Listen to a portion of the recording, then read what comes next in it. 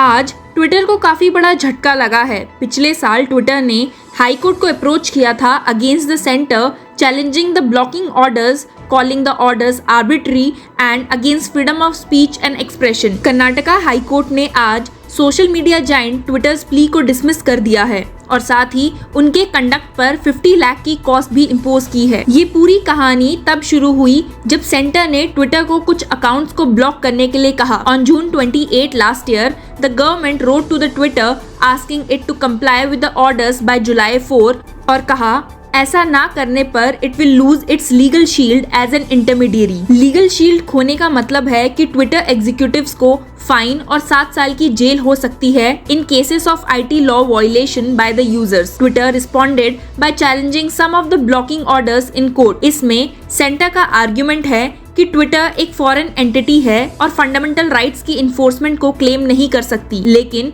इसे ऑब्जेक्ट करते हुए ट्विटर ने कोर्ट को बताया कि it was invoking the writ jurisdiction for a violation of protocols prescribed under Section 69A of the IT Act. It is also claimed in a rejoinder to the court that rights under Article 14 were available to foreign entities also. Court ने hearing को 2 दिन के लिए adjourn करने से पहले Twitter और union government को इश्यूज को क्लैरिफाई करने के लिए कहा था of how Indian entities would be treated in the United States and foreign jurisdictions on such issues, जिस पर ट्विटर का कहना था कि the government was required to issue notice to the owners of the Twitter handles against whom blocking orders are issued. Twitter had said that it was barred from informing the account holders about the takedown orders of the government. High court ने अप्रैल में central government से पूछा था कि उन्होंने Twitter में कुछ accounts को ब्लॉक करने के ऑर्डर में रीजंस क्यों नहीं दिए हैं। इसके बाद कोर्ट ने ऑब्जर्व किया that the world was moving towards transparency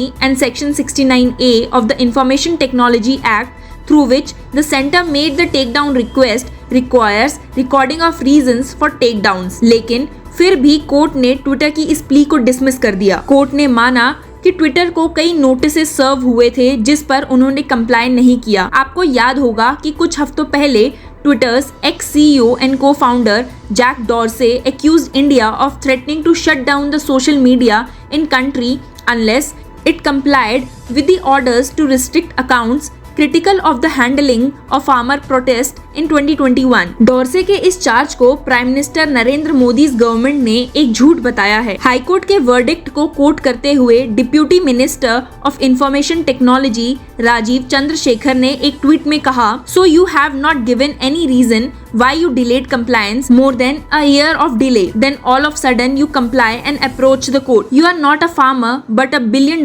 company. That is all. Keep following Law Chakra for more news.